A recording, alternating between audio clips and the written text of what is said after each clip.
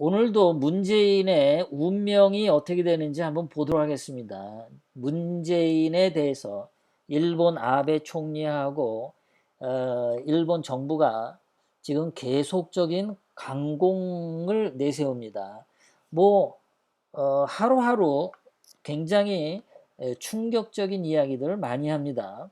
처음에는 약속을 안 지키는 사람 또는 국제평화 범죄자 이런 식으로 얘기를 하다가 또 오늘은 문재인은 거래를 무역 거래가 불투명하다. 뭔가를 문재인이 일본으로부터 수입을 물건을 해 갔는데 그 가져간 물건이 북한으로 보낸 것 같다라는 간첩질 했다.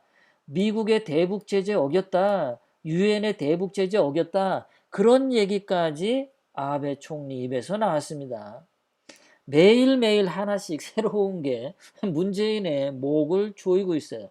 아베 총리가 매일 7월 1일부터 지금까지 하루하루 말하는 거 보면요. 전부 문재인을 겨냥해서 얘기합니다. 말은 뭐 경제 보복이고 뭐 경제 전쟁이다. 경제 얘기를 하는 것 같은데 실상은 문재인의 목을 겨냥하는 이야기들을 아베 총리가 굉장히 많이 합니다. 자, 아베 총리가 왜 그렇게 뿔딱지가 났고 문재인을 잡아먹을 듯이 행동하냐. 이거 제가 미리 말씀드리지만은 7월 21일 일본의 참의원 선거가 끝나도 그리고 그 전에는 아베 총리가 이거 거두지 않습니다. 되돌리키지 않습니다. 선거 끝날 때까지 계속 밀고 갈 건데요. 왜 그렇게 아베 총리가 뿔딱지가 났는지는 여러분들도 다 웬만큼 아십니다. 오늘은 그 문재인이 아베 총리를 화나게 만든 것 중에 조금 더 새로운 것들, 그 부분들에 대해서 한 번 더 말씀드리도록 하겠습니다. 자, 문재인은 늘 입만 벌리면 친일 청산을 떠들어대죠. 네 달 전에 2019년 올해 3월 1일 친일 청산하자라고 한복 입고 이렇게 쇼를 했어요. 뭐 트럼프 대통령 보고 쇼한다 그러는데 저는 솔직히 말해서 문재인이 쇼를 더 많이 해요. 무슨 3월 1일 날 무슨 두루마기를 입고 나옵니까? 어쨌든 친일 청산이란 얘기를 했는데 문재인 자신을 보면요, 꼭 자기한테 해야 되는 거를 남한테 하는 경우가 많아요. 자, 문재인 아버지부터 보겠습니다. 여러분들도 아시겠지만 제가 좀 더 자세히 소개해 드리겠습니다. 문재인 아버지 문용형은 함경남도 함흥태생인데 1940년에서 45년까지 일제시대 흥남 농업 과장을 했습니다. 친일 관료였어요. 친일파입니다. 문재인은 친일파 문형용의 아들입니다. 자, 해방되는 해까지 일제에 친일 행위를 했어요. 해방이 되고 나자 6.25 전쟁하고 흥남철수, 여러분들이 아시는 그 미군이 일사후퇴 때 내려올 때 흥남부두 철수할 때 그 45년 해방부터 6.25 전쟁 터지고 흥남 철수할 때까지 5년 동안 문재인 아버지는 김일성의 인민군에 복무했습니다. 예, 북한 김일성의 빨갱이 군대에 복무했어요. 그리고 김일성의 북조선 인민위원회 흥남 지부장을 했습니다. 이게 뭘 얘기합니까? 요즘 말로 하면은 무슨 흥남시장 정도 하겠죠. 흥남시장. 굉장히 높은 자리죠. 그러니까 해방되고 나서 5년 동안 북조선의 흥남시장격인 흥남지부장을 했단 말이에요. 그리고 인민군 복무했으니까 인민군 장교로 복무했겠죠. 그런데 이 기간에 흥남시장격에 근무할 당시에 그 영향력에 있는 문재인 아버지 문용형이 흥남시장 정도의 지위에서 흥남시를 통제하고 있는 상황에 그해 10월달 함흥시민 대학살이 생겼습니다.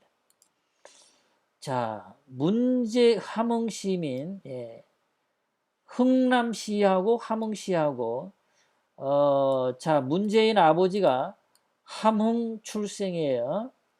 그리고 흥남 농업 과장을 했어요. 그러니까 이게 좀 큰 게 함흥시고, 함흥시 안에 흥남 뭐 구 정도 되겠군요. 그러니까 문재인 아버지는 구청장 정도 지휘를 했다고 보면 되겠어요. 자, 그랬을 때 함흥에서 12,000명이라는 대학살이 벌어졌어요. 자, 이때 문재인 아버지는 이 1950년 10월, 그러니까 문재인 아버지가 미군 군함을 타고 흥남 철수를 하기 2달 전에 함흥 시민 12,000명 대학살할 때 문재인 아버지는 인민군 장교로서 여기에 관여했을까요? 안 했을까요? 여러분들, 제가 눈으로 안 봤으니까는 모르겠지만 여러분 상상에 한번 맡겨보겠습니다. 자, 문재인 아버지는 1950년 10월 당시에 북조선 인민위원회 흥남 지부장이고 인민군 장교로 있으면서 함흥 시민 12,000명 대학살 때 관여가 됐을 것 같습니까? 안 됐을 것 같습니까? 상당히 가능성이 높겠죠. 그러니까 문재인 아버지는 친일을 했다가 공산주의 활동을 했다가 그렇게 하고 내려온 거죠. 예.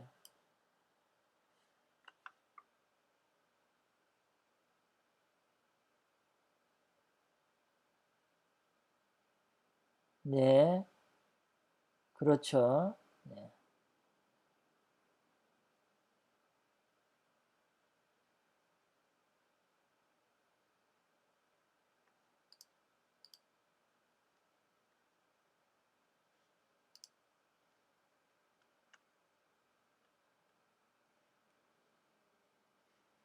예.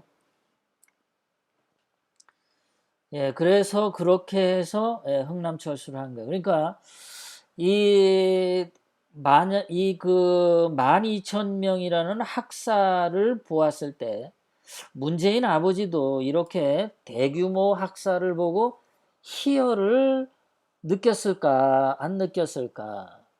만약에 문재인 아버지도 함흥 시민 12,000여 명이 대학살 당할 때 희열을 느끼는 성격의 소유자였다면 문재인이 베트남에서 무고한 양민들이 200만 명 학살 당하는 거 보고 희열을 느꼈다고 말하는 것처럼 만약에 그렇다면 그것은 집안 내력이 아닌가. 남들이 많이 죽어갈 때 희열을 느끼는 희한한 DNA가 될 수도 있지 않겠느냐. 그러니까 가정을 한다면 그렇다는 거죠. 자, 그러한 피해다가 그 문재인 마누라 김정숙도 보면요. 이런 얘기가 나오고 있어요. 김정숙이 부산에 있는 리천가의 일본 다도 교실에 열심히 다녔다.